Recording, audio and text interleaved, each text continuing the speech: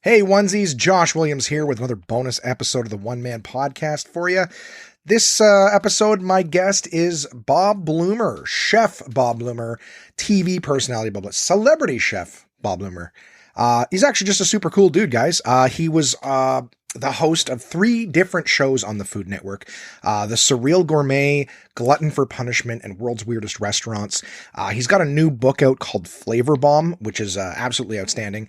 I read it in the few days I had it before our interview, and I was really loving it. And we talk a lot about that in this episode.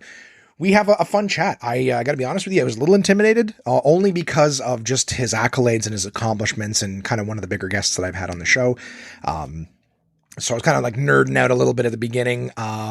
We did do it via FaceTime. So there's a couple times during the interview, that you'll hear the little gap. Sometimes that little, like garble. Nothing that he said was lost. Luckily, it's not like, we lost him for a few seconds, so everything works out, but there's, I would say realistically 5 or 6 times throughout the entire episode where you'll hear a little bit of a garble. But you understand everything he's saying. You never lose anything. There's even a couple times where it's cool because him and I were chatting, so it was face to face on FaceTime. But there's little times where you can just see him sort of lean back and kind of like thinking about something, reminiscing. So you guys might hear little gaps, but it was super cool because you could tell he was like really wicked into like what he was talking about. He was so easy to talk to. He was fun, had tons of great information, and we could have, I even mentioned during the podcast that there was so much more I could have asked him. And, and we've discussed the possibilities of him coming back and doing some guest spots again in the future. So it was tons of fun. I had an absolute blast, doing it. There's also his phone goes off too a couple of times during the interview, which was great because it's not just me that does it. See guys, even somebody with, crazy levels of success and accomplishments, can still have their phone go off in the middle of an interview. So it's really funny, but, I had a great chat with him. You guys can follow Bob. He's at Bob Blumer on Instagram. And he's got, like I said, his book's out called Flavor Bomb. I loved it. If you're a would-be cook or an aspiring cook, you want to get better, great book for it. It's not just a recipe book. It's got all sorts of stuff, but we talk about different things in the book. We tell all sorts of different stories and stuff like that. So, I had a great chat. I'm very honored that he was interested in doing the One Man Podcast. And all I can say is big thank you. And I hope that you guys enjoy the episode. Hey, this is Bob Blumer. That guy from the Food Network with the funny hair. And you're listening to the one and the only One Man Podcast. Yeah!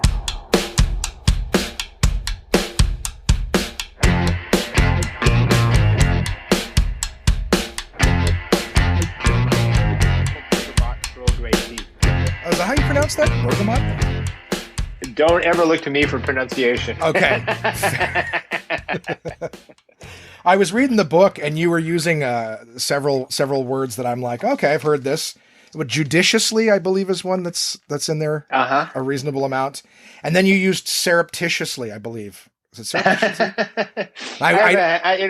I'm not really much of a language guy, but I have a few words that I use. Fortuitously is another one. I guess there's all the Lee words. Judiciously, surreptitiously, fortuitously. I'd never even thought of that. I had to read, I believe, surreptitiously a few times. And I go, oh, that's how that's spelled. Because I've never put pen to paper. I've said it, but I've never put pen to paper with it.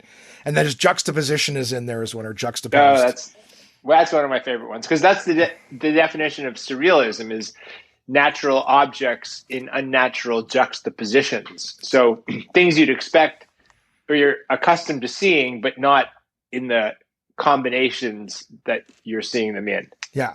I read the book. I did it like homework because I just received it recently, and I've absolutely. So the book that we're talking about for my listeners here is Bob Blumer, my guest today. Thank you so much for joining me. Your new book, Flavor Bomb, a rogue guide to making everything taste better. And I've also been like sort of refreshing myself with your body of work. So again, all of that has been said already. My listeners have heard that in the opening, but you've got an incredible body of work. So entertaining. If I could just say that as well. Not only is it informational, I'm going to kiss your ass a little bit. I'm sorry, but you're going to have to sit there and take just for a second.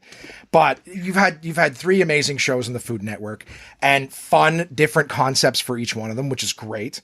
And at the same time, you know what I mean? Like you're entertaining guy. Cause I used to watch a lot of cooking shows and learned nothing from them. Like I got the information, but in terms of that mojo, I've had garbage kitchens my entire life. Like the kitchen that I have in my home right now is like a hallway. If you open the dishwasher, it hits the cabinets on the opposite side. So it's so small. We'll talk about all the cool sections in your book. But when you were talking about creating this kitchen space where you've got your setup location, everything, I'm like, yeah, we don't. Right. But my space is tiny and it's not fancy. My oven that came with my house when I bought my house 31 years ago is older than I am. Like it's an old O'Keefe and Merritt gas stove. You got to wave your hand over the burners to get all the, each part of the burner to light. Oh, really? And yeah, so it's old school. And I mean, even the food processor that I use, I think I had a fancy one on the Toastermobile back in the old days, but I think I must have given it away. So like I have one that part of the plastic is broken, and I have a lot of stuff like that. Like honestly, it's about the ingredients and what you do with them. It's not about the cooking ware. I mean, there go all my endorsements, but No, well, you had it in the book. That's also on my list of things here. I just think I've always loved watching what you do, and you've made it entertaining. One of the questions that I wanted to ask, and I felt like asking it later, but I almost feel like asking the other questions will have already answered it. So this is your 7th book that you've got out, which is, again, incredible to have such a body of work. So I want to ask this, and this is from my own ignorance. What would you say is the difference between this book and your other books? What are you bringing to the table with the new book? Well, my nom de plume has always been the Surreal Gourmet. It's a name I just gave myself because in the beginning I illustrated my books with surreal illustrations, and then over time I evolved into presenting my dishes in a kind of surreal way. So imagine that I put a cupcake in front of you, but it's your entree, and you're going like, what the? But the base of the cupcake it's like a chocolate cupcake with pink icing. But the base of it is lamb. It's roasted lamb shank that's been pulled off the bone, mixed with a bunch of stuff, baked in a cupcake tin. And then the icing is actually mashed potatoes, where I've taken a little bit of roasted red beet, and grated it into the mashed potatoes so they turn pink. And I use a piping bag, as a baker would do, to pipe icing on top of a cupcake. So it looks exactly from your eye of the plate like a cupcake, but it's a savory entree. So because of all of that, I called myself the Surreal Gourmet, and that was, up until recently, my signature style. This book is really all about flavor, and it's all about, for the last 30 years, I've eaten my way around the globe, and I've learned tricks and hacks and techniques from just such a wide variety of food communities, ranging from street stall vendors, hawker stall vendors in Singapore, for example, to gumbo champions in Louisiana, to a lot of fancy chefs here in California, and even some Michelin star chefs in France. I've worked alongside them. I haven't worked for them, but I've done things and done dinners and stuff. And so I've taken everything that I've learned and all these tricks and all the everything that can help you up the ante on flavor. And that's what the first half of this book is all about. It's kind of schooling. It's how to make everything taste better, regardless if it's my recipe from the second half of the book or someone else's recipe, or just like your go-to Tuesday night dinner that you make all the time. But what I'm trying to do, because beneath all the fun and games and humor and perhaps artful presentation, if I may be so bold, I'm all about serious flavor. So this book is really about how to coax big, bold flavors out of the same ingredients you're already buying at the grocery store. Yeah. And I have to say, I only glanced at some of the recipes, but I read the first half of the book, and I just put in a ton of stuff. My listeners have listened. I've got a big promo box coming. So I have tons of stuff coming for promo that we're working on right now. But everything that I was reading, I'm like, oh, I got to get that. Like you're talking about the knives that rock back and forth. Like you got me excited about wanting to cook again. And I do have a question. I'll wait a little later on, because I'd love to get your take on this. Everybody and their uncle are doing these things right now, and I'd love to ask you about it. Sure. But you even gave a shout out to Lee Valley, which is where I live. I'm here in Ottawa. Oh, And that's they've got, I amazing. want to go get I believe it was the plane. What was it called? The rasp, yeah. Well, that's the original rasp. Was actually a wood planer that the wife of the owner of Lee Valley Hardware discovered was really good for zesting citrus. And it didn't have a handle in those days. It actually was designed to fit into the bottom of a wood planer, Mhm. and you can still get the original version. Yeah, I was going to try to see if I could get there this morning before we Oh yeah, before we they'll. started. Unless they're sold out for Christmas, I can promise you Very that likely. they have them. And after this book and the podcasts come out, all the interviews, that people be rushing for them. But I just thought that was so cool that was You something. should. You know what would be super cool, and I would dial into this. You should, if she's still alive, because this happened about 30 years ago. You should interview her. That would be an amazing story. The wife of the owner. If Absolutely. Lee Valley Hardware if he still owns it and she's still alive, that would be an awesome story. Well, the amount of times, and not to turn this into a big Lee Valley promo, but the amount of times that and I've never set foot in that store. I live in the city. I haven't avoided it. That's just, but the amount of times I've been talking to someone about something and they'll present to me some like volcanic rock that does something in their garden or whatever. And I'm like, what is this thing? Lee Valley has them. I'm like, oh, is that ever cool? Like that store has such a solution for like the Wow. most random thing, but it has constantly come up, and I think that this is what's finally going to get me to pull the trigger on that. But the reason I asked the question about the difference in the book was that just someone like me, it's not that, hey, what are you doing new? It's more, I can walk through a bookstore and see 100 cookbooks, and I'll always see the same, celebrity chefs with their books out and kind of thing. And I'll flip through it and I'm like, okay, is it just a big recipe book? What I really liked about this book was that you took the time to really explain a lot of the subtleties. Like a friend of mine, you talk about like what happens when you oversalt, you know what I mean? Just as a small example, and how to solve that, because that happens all the time. I've never seen a cookbook that says, hey, here's how to fix mistakes that happen. It's just like, follow the recipe and that's it. There's no like, hey, this is what happens when you've overdone it. Right. Well, I mean, truthfully, I totally get your point, and I feel the same way about most cookbooks that you see. They're just recipe books. And so for this book, I mean, first of all, I didn't set out to write this book the way I did. I set out to write a recipe book with a few ideas at the end, or explanations about, various kitchen tools that you might use to create these flavor bombs. And then at the end of the day, I wrote so much about just the sort of how-to that my editor said, this really should be the first half of the book. And it really took over the book. And frankly, like if you don't even make a single recipe, it doesn't matter, because the money in this book is that first 80 pages. It's the first, it's the schooling section. Oh yeah. It really lit. I mean, just personally, it lit a fire under my ass to start cooking more. It's so nice to hear. So gratifying. Well, but it was understanding the mistakes, because some of it can be so overwhelming. I'll save my listeners the trouble, because I've talked about it, ad nauseum sometimes, but I'm a big whiskey guy, and a lot of that is smelling and building pattern recognitions and being able to understand the differences between stuff and what goes with what.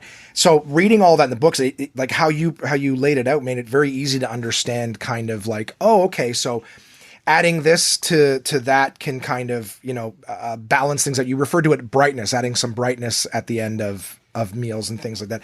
It's a lot of information I'm trying to summarize in one sentence, which I'll not even be able to do. So out of my wheelhouse. But I liked that I can look at a recipe and now I'll have a better understanding of why we're adding things. Like my ignorant caveman brain in the restaurant world was like, how do these guys come up with brie and pear? Like, why were those two things? But a chef friend of mine explained it to me that it's effectively, you're just kind of balancing, sweets and salts and acids and things like that, that it's just, you're almost like grabbing from a color wheel where you're like, on this side balances with this one kind of thing. Sure. Yeah. I mean, that's a big part of it. Also, I've made all the mistakes that everyone makes, and I've made them on everyone's behalf for the last 30 years. And I've cut myself and grated my knuckles to the bone and, burned things and forgotten things. And I've made every single mistake. And so what I'm trying to do is channel all of that information into this book so that the reader doesn't make all those mistakes. Although making mistakes is also a good thing. That's really how you learn. I'm saying two things at the same time that are contradictory because A, I've made all the mistakes and I'm trying to tell you how to avoid them. And Mhm. then B, in the very last page of the first section, I have a page called Courage and Confidence, and it's really all about how to develop courage and confidence in the kitchen. And the way you do that is by doing everything I just said. You burn yourself, you cut yourself, you grate your knuckles to the bone. And then the next time you're not so worried about it because you know what? It ain't so bad really after all. And if that's part of the process to getting to where you need to get to, then I think of it as a good thing. Absolutely. And at the same time, I mean, there's a certain extent of it's like trying to tell a teenager how to have a successful relationship. Like it just, Yeah, sure. you're going to make mistakes after mistakes. But I love that section. A friend of mine, Mark, had made dinner for me a while back and he made these really nice potatoes. But it was like something like a 2-day process to grate them and put them in the fridge and all this stuff. And when he served them, he's like, I may have put too much salt in. When we tasted them, it was like salt had manifested itself in the texture and composition of it. Like you could tell that the potatoes had a ton of work that went into them. All of the texture and everything was incredible. They tasted like nothing but salt. It would have been a godsend to have for him to have had this book and be like, oh, there's ways to fix that. Before. Right. I'm sorry. But you bring up another interesting topic, which is that so many books are, in fact, my wife and I we have this joke.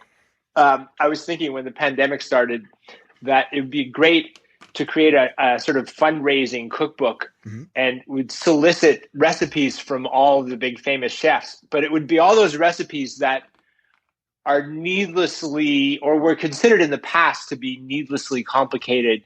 And but during the pandemic, of course, we all have so much more time, or we did in the beginning of it when we didn't know what to do.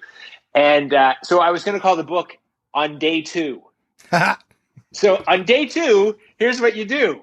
But I take a completely different approach, and I think because I've read some recently. There's a couple of books that I've bought or been given or whatever, and I'm not going to name any names because some of them share the same publisher that I have. But there are some recipes that are just insanely complicated or have too many steps, or there's like one basic step and thing that you do that gets the recipe 90% of the way there. And then there's a million other things that take up an hour or 2 or 3 hours. And it's like, you know what, truthfully, like roast this celeriac, like a celeriac steak, and roast it for 2 hours, which takes 5 minutes to prep and stays in the oven. And then just put a little miso butter on it and boom, like in 10 minutes of prep. This is what I had for dinner last night, which is why I'm thinking about it. Okay. In 10 minutes of prep, you've got a delicious celeriac steak, which is great for vegetarians or carnivores or whatever. But this recipe. Oh, it's not a real steak? I've never heard of it. No. It's basically you take a head of like a whole celeriac, the celery root, but it's not really celery, and you trim it, and then you just cut it into like 2 big fat rounds, like oversized hockey pucks, and you put them in the oven, as I learned from this book, for like at 350 for 2 hours, and the flavors just condense, and it gets really rich and luscious, and a completely different sensation than when you can actually just grate celeriac raw and make a salad out of it, which the French love to do, and it's great. But if you roast it, it gets kind of meaty, like a roasted cauliflower steak, which is another thing you can another vegetable you can turn into a steak. Yeah. Those ones I'm familiar with. Yeah. But the whole point of this is the recipe from the book that I have was like, you do that first, you create your steak, and then like there's a sauce that takes forever to make, which is a sauce. It wasn't that exciting to me from eyeballing it. Yeah. And so miso butter is basically you take like 4 parts butter, 1 part miso, butter at room temperature. You just mix the miso in, and you put that on the celeriac. You can put it on corn, on the cob. It's fantastic. It's got a million uses, and it takes a second to make. And boom, you got dinner. Yeah, and I'm glad that you brought this up because, I mean, I think that's something that I can really, at least for myself, what I got out of it is, I think what's really cool about your book is that what you're saying is it gets to a point of diminishing returns. Yeah, bang for your buck. Yeah. Exactly. Yeah. So at some point, like, because there's chefs that act like I've seen, and I've watched tons of shows where they're like, oh, you're going to do this, and you're watching them do all this stuff. And I'm like, I'm not there to taste it. So I can't tell you if it's insane. But I mean, I've had $400 bottles of whiskey, weren't worth the money. They weren't Totally. 4 times the $100 bottle. So I think that a lot of the time, like I noticed that just reading the book where you're saying, yeah, you could do this or whatever. It's not necessary. And I think that that's really cool because, I mean, I'm sure like in a lot of professions, there's sometimes a level of elitism where if you're not going completely top shelf on everything, that you're just not creating the best that you can. And I think that, forgive me, but for lack of a better term, I think you kind of cut through the bullshit with the book. You're fair where you need to be fair. And you're right. It's kind of, there's a bit of an emperor's new clothes and a bit of a, you got to do it the way people tell you to do it sometimes. But no, because you're right. Everyone wants bang for their buck, and you don't want to spend forever making dinner, but you want it to taste fantastic. But if it tastes 98% of as good as it could taste if you spent another 3 hours, but it only took you 20 minutes of active time, I'd say that's a worthy sacrifice. Absolutely. And I love that you had the guides for shopping too, which is something I haven't seen. It's not to say that I'm the guy who's read every cookbook, but I really liked that you had those guides in the book where you showed how to shop for like parm, where you're not buying 30% rind on it because it's all by weight. So why buy the piece that's got all the stuff you're not going to use or use less of? Same with the bacon, how to buy. I mean, again, that one I had a little bit better understanding of previous, but it's still helpful if you're somebody who kind of doesn't know their way around the kitchen or you're buying stuff. Like, yeah, this is something helpful to me to look for, because when you're paying by weight, you don't want to be paying for, fat or rind. Or rind, yeah. Yeah, so I thought that was great. I loved the terms of service. I laughed literally out loud when I saw it. It's so cool, but I mean, dude, from being a comic for years, like a ton of the times that I've done things like and conversations, so people are like, man, it's not even the content sometimes that I'm tuning in for. It's just the personality, like the dude, the brand. And I loved that there was jokes in the book. I love that there was that terms and conditions. They're like, all right, this is what we're going to do. Are you good with this? You good with that? Do you agree? All right. Turn the page. Like now you can move on. Yeah. Turn the page. Yeah. Like, and if we're stuck for any reason, I was laughing to myself this morning. I was washing my coffee cup, getting ready for the interview. And, yeah, we're just still doing good for time. Sorry. Keep it a look. Cause I got so much I want to ask you, but at the same time, I'm having fun. We was reading something about how, with the salt we were talking about, and you had in the instructions that, to get rid of the saltiness, add more of the ingredients and then minus the salt. And I always laugh that we're in such a time that you have to put that in there.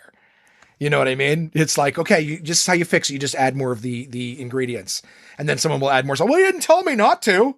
I just figured that's how I was going to solve it. It's like somebody who's like, this drink's a little stiff, so they put more rum and Coke in it. You know what I mean? It's like, there's other ways. But I love that. And that's funny to me. I'm getting extra laughs out of that. So this is a question that I ask all of my guests, just because, I mean, like I've known you as the Surreal Gourmet, the glutton for punishment and traveling to all the world's weirdest restaurants. But I ask all my guests, who were you before you were the Surreal Gourmet? And then how did you get into that? Well, I was actually a rock manager. I managed an eclectic Canadian singer-songwriter who played Ottawa many times, still does, by the name of Jane Siberry. Okay. And I graduated from business school, became a rock manager, and I did that for 12 years. And somewhere in the midst of that, halfway through, and I'd always liked to cook, but I was just, I was maybe slightly better than the average home cook, but only maybe and only just slightly. And I had a knack for living well and living beyond my means, even if it was just, marginally beyond my means. I'm not talking, I'm talking about living in like a student apartment and, with furniture from my family still. Like that's the era that I was in, but I always could live slightly better than what my means afforded me.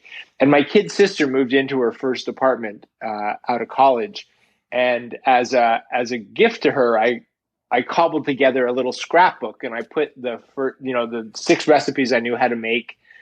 And then I added all these different tips for how to live well and live beyond your means. And just like some really for her, just some basic stuff like always keep a 6-pack in the fridge if some friends are going to come over, stuff like that. How to trick people. Like those were the days when it was long distance phone calls were $1 a minute. So how to sort of trick people to calling you back without them realizing that you tricked them into calling you back. And so I called it Bob's Bachelor Basics. It was just a little scrapbook, and that was my gift to my sister. And then one day I had this crazy idea to write a cookbook. And actually, I was having dinner with a friend of mine, and she said, she tasted something and said, "You ought to write a cookbook." And, there's a million harebrained schemes out there, but I thought, yeah, that's a great idea. Not knowing, of course, A, it's impossible to do when you have no experience in the food world, and B, you don't actually make money writing cookbooks anyway. But I thought, yeah, I'm going to write a cookbook. So I took the concept of what I had done for my sister, and I kind of blew it up, and then I couldn't afford a photographer to photograph the food for this book proposal. So I illustrated it with my own surreal illustrations inspired by my favorite surrealists, Salvador Dali and Rene Magritte. And because of the illustrations, I called myself the Surreal Gourmet. And I managed to trick a publisher into letting me come and show them the book, that being Chronicle Books, because I knew a friend of a friend of a friend of a cousin of an aunt. And I somehow managed to trick them into, they made me an offer for like a baby band kind of offer for the book. And then I locked myself up and wrote this book and sort of went deep. And then the book came out, and I was immediately reviewed by the New York Times and invited onto the Today Show, and thus began my accidental career. And that's when I realized I better learn how to cook. That's amazing. Yeah. That's a great story. Well, yeah, I mean, anybody can follow that, right? Well, follow that path. But you know what? Like, I don't know this. Everybody who does this, they got to get a little bit. For example, I mean, I love that with all your success, you're still like, I tricked somebody. Like we look at it always like we fooled them. We fooled them. Totally. Not that I am, but we fooled them. What's the term for that? Artist. we're never confident in what we do. No, it's a fraud. Where you feel you're always a fraud. I'll come up with the proper term for it. Yeah. Well, I reading the story about when you were cooking for someone in Manhattan for the book, and you put the paring knife in the sink. I was like, because I've been there and I've seen it, and you're just like, really, like, not. There's no overdraft for forgiveness at all. Like, yeah, I was, just to fill your listeners in on that. I was. I think I had written 1 or 2 books, and I had a new agent, and he set me up with the editor of one of the big publishing companies that do fancy cookbooks. And the guy was skeptical to begin with, but he invited me to his apartment to cook a dinner, and he invited some friends. And I did this dinner, and I was actually doing pretty well. I thought I was kind of impressing them. And then at the end of the meal, as I was cleaning up, I tossed a bunch of stuff into the sink, including into a soapy, sink full of hot water and soap, including a paring knife. And then he just looked at me and he shook his head, and because needless to say, then someone else puts their hand in the sink to get the dishes and slices their finger. Yeah. And there went my publishing deal for that publisher anyway. I mean, the comedian, the cynic in me is almost like sometimes those guys, they've already made their mind up and they're just looking for the thing. Yeah, perhaps. I mean, but at the same time, but I like that was in the book, and you were explaining, it's important to be careful in knives. A, to care for them. B, I didn't even know what edging was before. I just seen them do it, and I love that you called these TV chefs out. You're like, listen, when the cameras are on, they're going twice as fast as normal. Totally. Because I'm just watching them go. I'm like, I don't even know how to do. I've played with them when I had knife blocks before. Like I said, okay, I'll move on off of the praise for the humor, but as a comic and just relating information, it lubes it up for the person so well to be able to have a laugh while they're taking the information, because they're going to remember it. When you said knife blocks are for newlyweds, again, out loud laughing. I was like, because it's novelty, and people think if I'm not buying this or that, then I don't have everything I need. Well, it's those sets, right? It's like a set of 12 knives. Like you end up using 3 knives 99% of the time, and it's only newlyweds that get these knife blocks with 12 different knives, 9 of which you'll never use. So like you may as well just spend the same amount of money on 3 knives and get 3 pretty respectable knives as opposed to getting the whole set that you're never going to use. Mm-hmm. I appreciate that. I personally have, like I said, I've been watching cooking shows for years. I've wanted to become a better cook. Did your family have were your parents good cooks?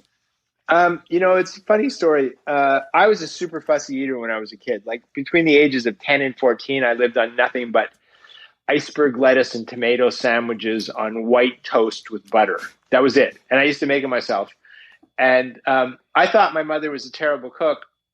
And then, I found out after the fact, she was making all sorts of things that were light years ahead of her day, like curries and stuff like that I don't know even where she learned about them. This is a long time ago when I was a child. And then she'd make, because I was such a fussy eater, I wouldn't go close to it. She'd make me shake and bake chicken.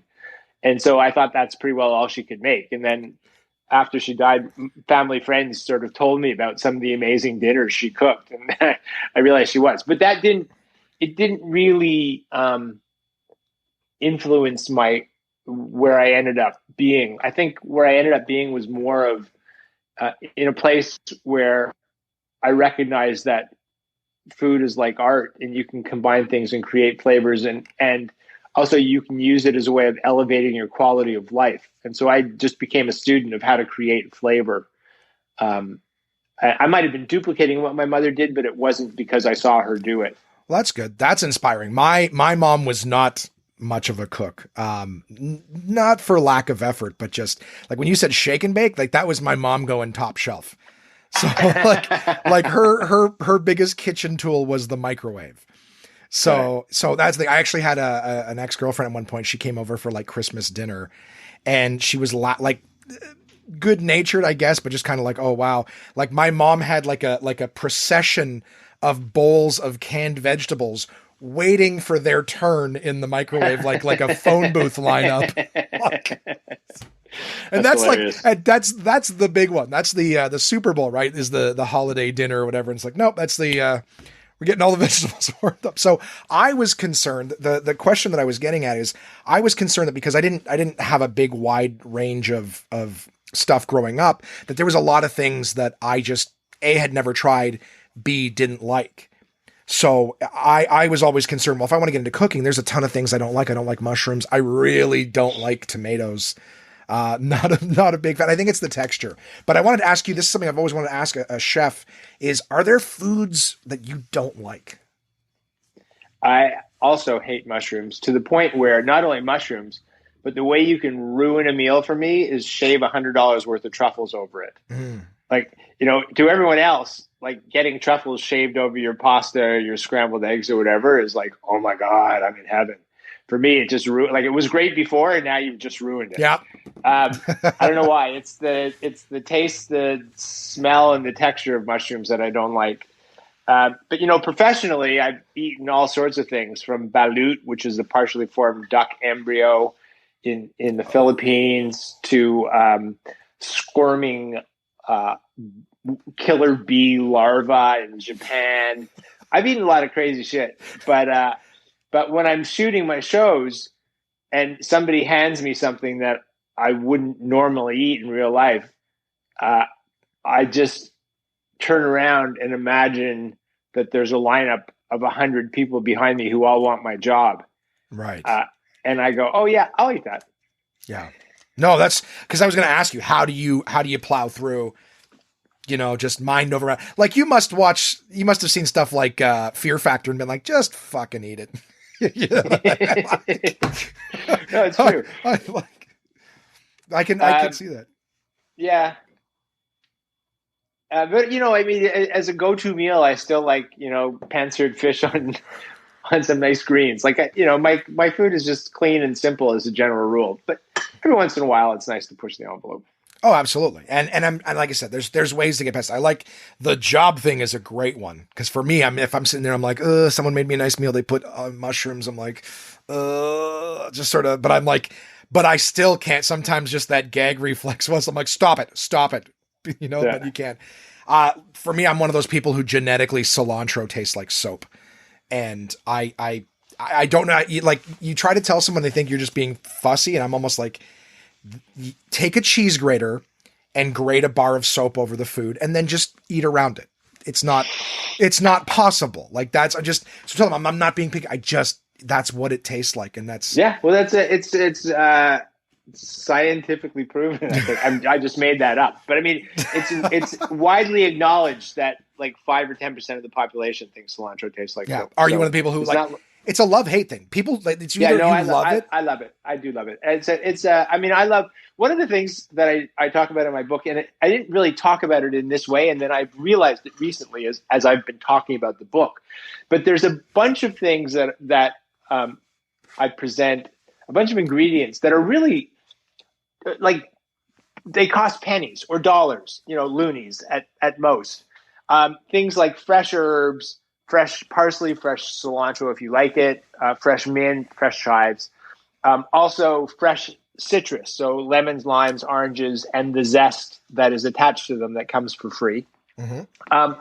Those two things in particular that, again, just cost pennies or loonies. Sorry, there are no pennies in Canada anymore, are there?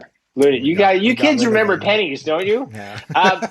Anyways, those things can add so much brightness and fresh flavor to a dish, and yet they're like almost free. And so there's so much that you can do in cooking that isn't really expensive that can really brighten the flavors. And those are just two examples of it. I just wanted to throw that in. No, absolutely. And I know, and I love it. And I wanted to ask something kind of along the lines of that too, is there anything I'm trying to figure out, because by asking this, I almost jump ahead of one of my other questions, but is there anything that you would say is almost not worth buying the bare I'll give you an example. I wanted to ask you, I'll ask this question again in a sec then, I wanted to ask you, what do you think of these meal kits? Because that's kind of the big question. A lot of people have been like asked about these, because I also want to get to the fact that you're part of some foundations and some organizations that are about zero waste or reducing waste for food, which is huge for me.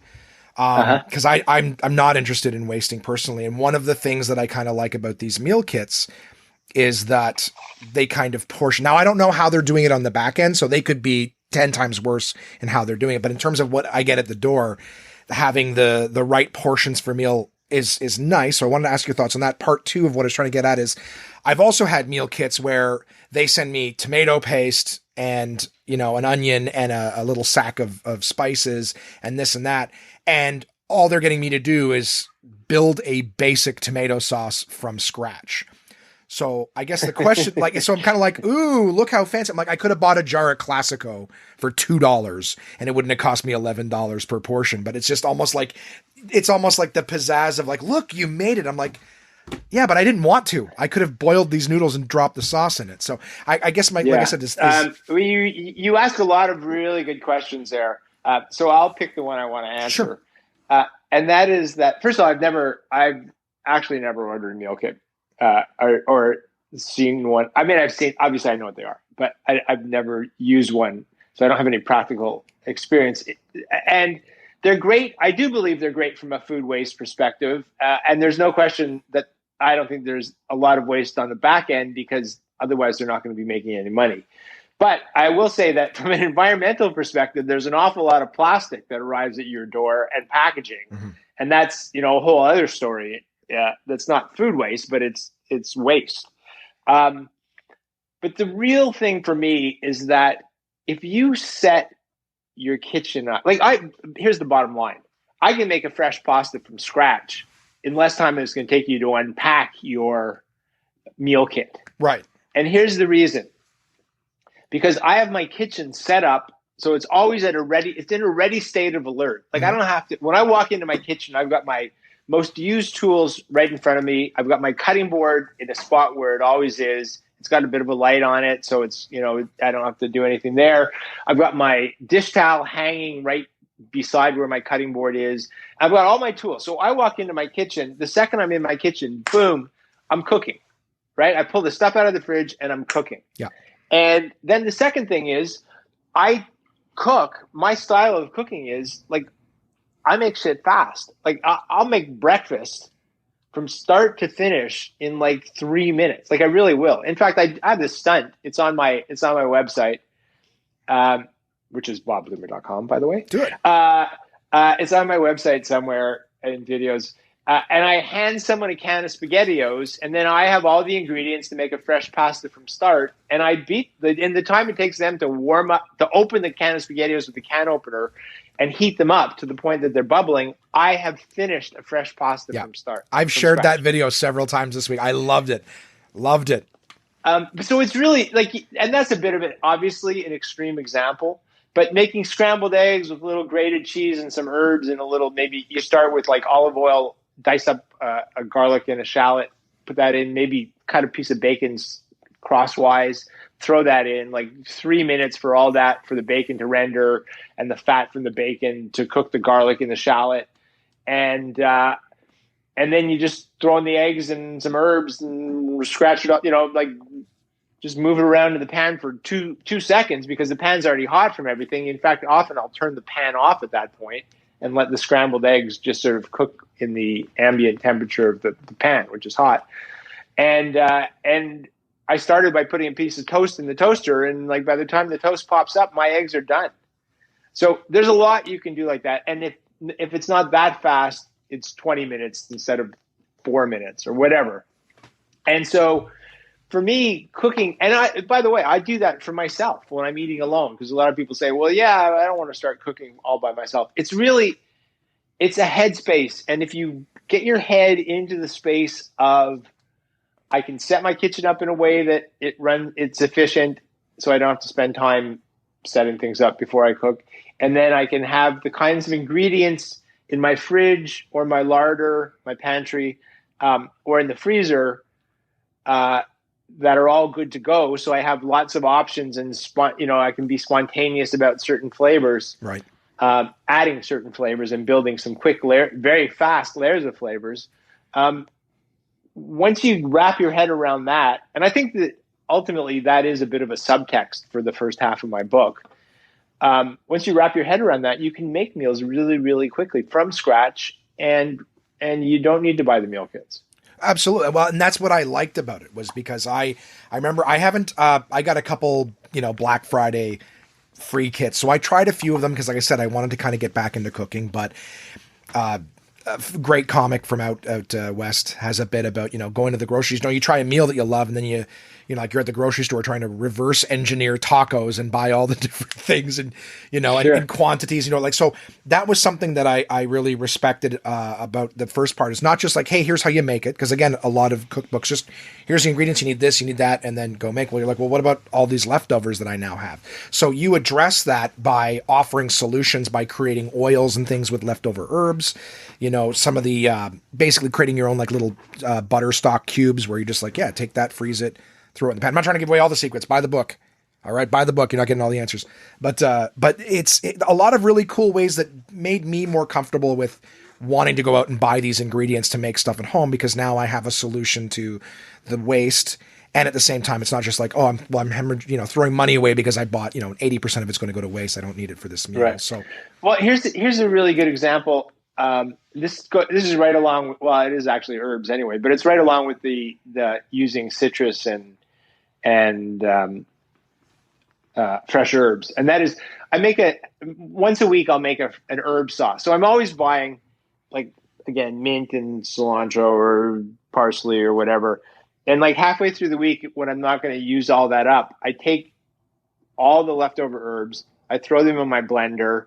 I'll put a squeeze of lemon juice. I'll take a garlic clove and throw it in, and some olive oil, and I'll hit it and blend it all up. And if I'm really feeling adventurous, I'll throw in maybe a tablespoon of capers or a couple of anchovies, and all of which can last in your fridge forever. So you just have them on hand. Mm-hmm. Hit blend, and then you've got this amazing kind of green sauce and herb sauce that took you 2 minutes to make. It'll last for at least a week, and you can make anything. You could grill any protein, like just a chicken breast or some shrimp or a piece of fish or pan sear it or whatever. So basically you just take a chicken breast out of the fridge, pan sear it. So cook it in the pan like a hamburger, basically just 3-4 minutes aside, then spoon this green sauce over top. And all of a sudden you've got like phenomenal flavor. And that green sauce will, or even on roasted vegetables or roasted potatoes or anything like that. And it just adds a whole other layer and dimension to your food. Yet it took you 2 minutes to make at the beginning of the week, and you can use it 5 different ways. Nice. I think that works. One of the things I wanted to ask you too about some of these blending things is I have a Vitamix, but that thing will go insane with certain blending. And I actually just bought, they had an attachment out for it with a food processor top on that.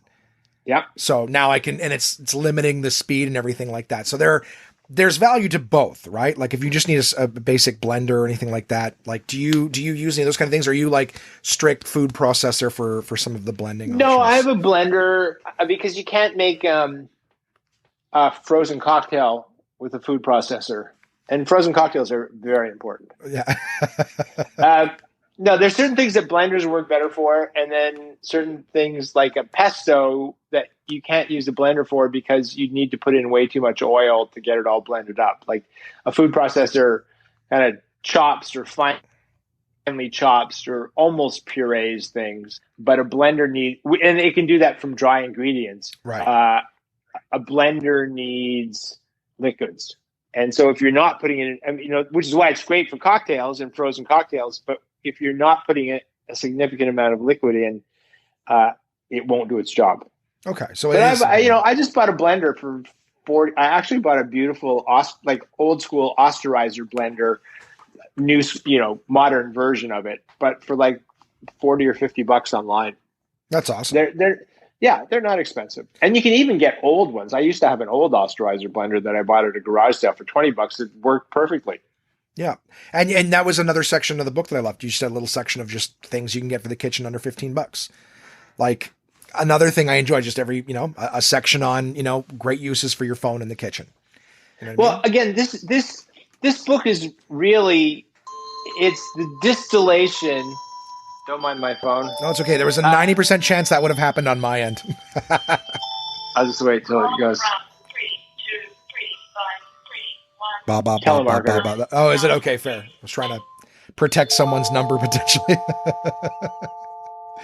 So this book is really, it's the distillation of my life's journey in the food world. So it's 30 years of experience and 30 years of little things that I've learned that individually may not really, you couldn't hang your hat on it. But when you put together the important guy. Oh, that's actually a friend of mine, but I'm not going to answer. Oh, no worries. I dig the tune though.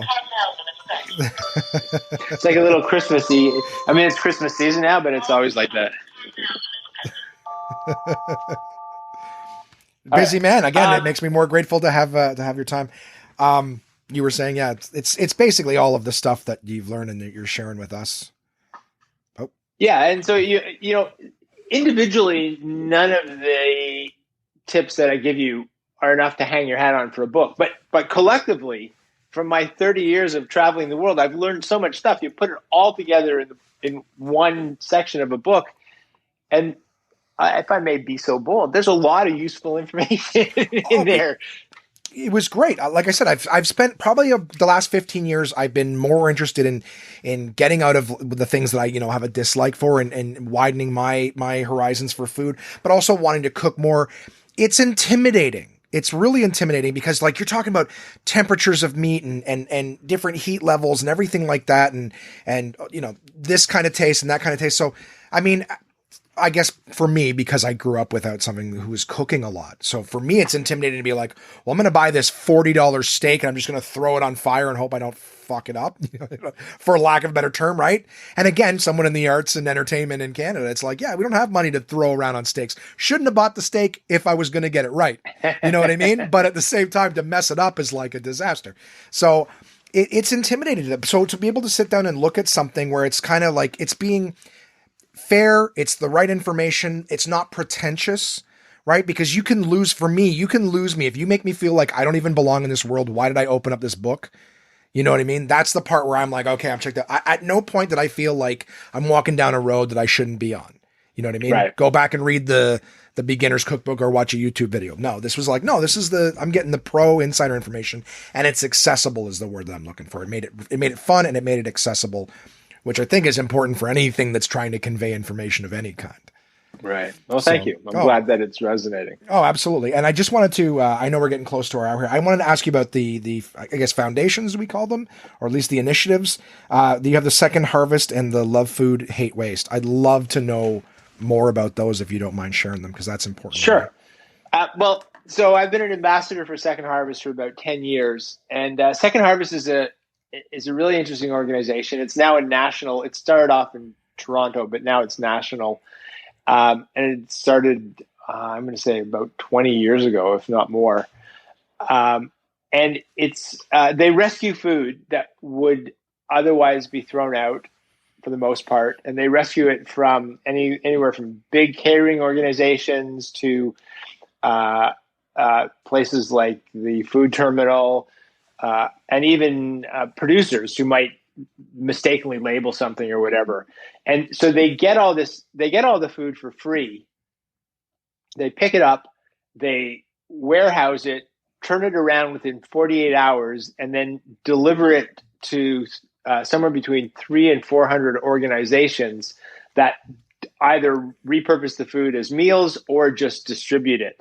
And so ultimately, they're a trucking and logistics company. They get all this food for free.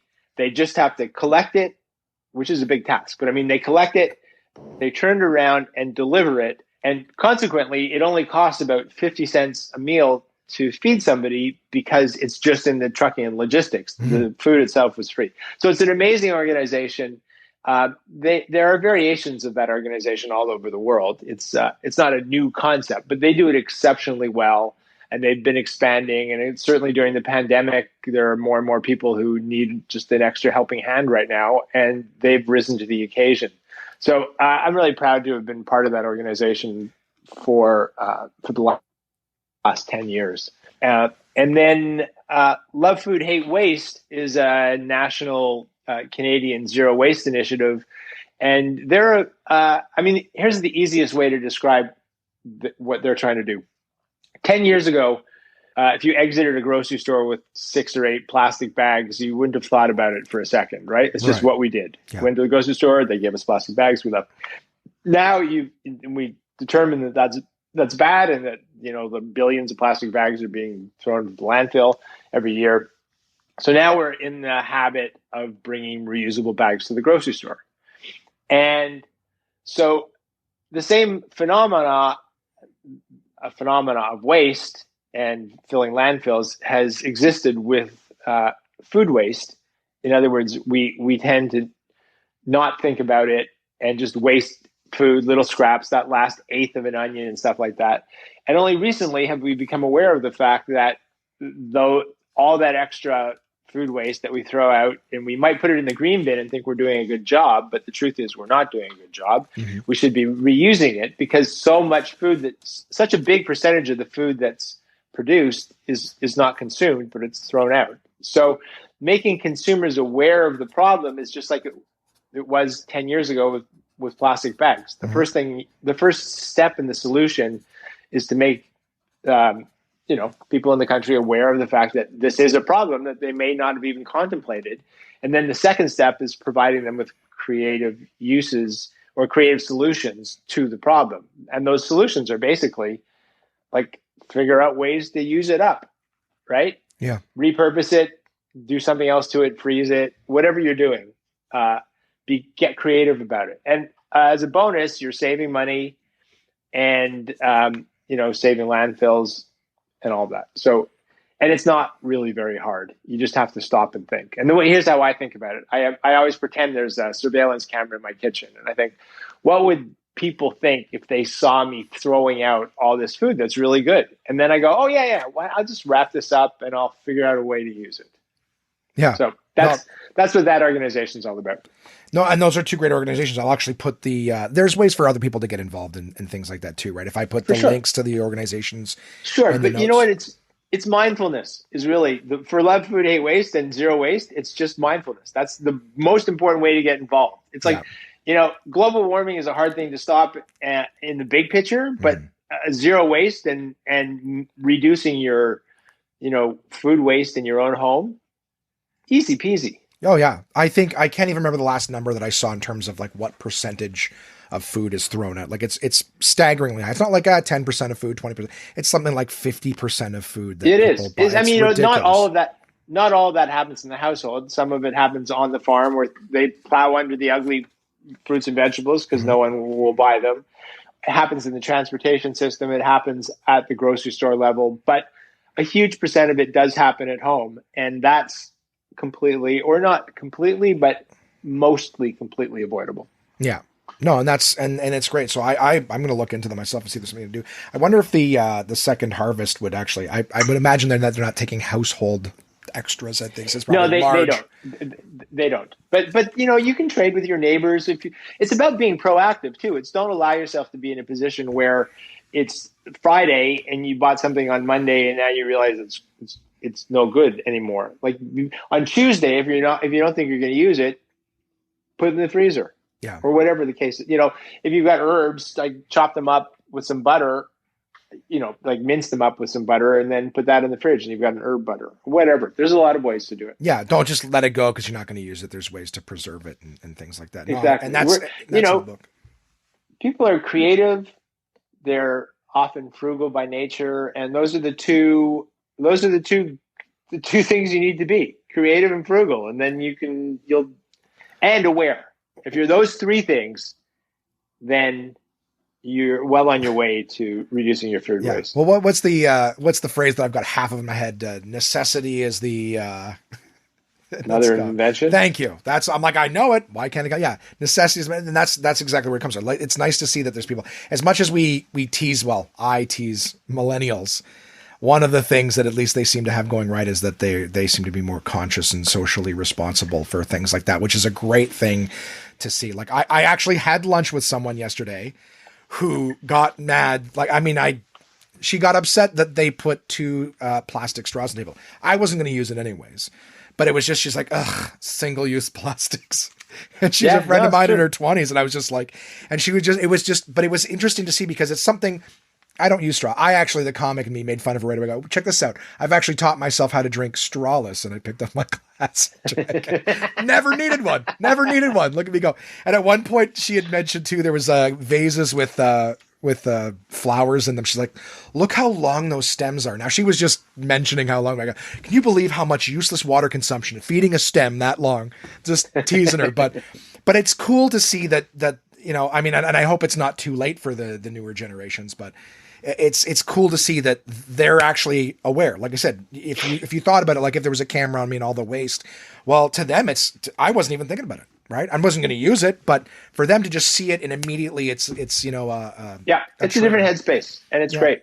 Yeah, absolutely. Well, I won't keep you any longer, my friend. This was great, and I could have talked to you for so long. You're so easy to talk to, so fun. I wish that the audience could have seen, because there's times where you sort of like just lean back and you can see you kind of reminiscing on something. It was great. I wish I could have shared that with them. You guys are gonna have to just get the audio version. So if there was ever any little pauses, just know that there was something really cool going on. The wheels were turning, and I was super excited to do it. So, Bob, I really appreciate you spending the time with me. Thank you so much. Your new book is called Flavor Bomb. It's out for the holidays. If you guys have a would-be chef or somebody who's just looking to kick things up, I truly have never read a cooking book. I read the first half.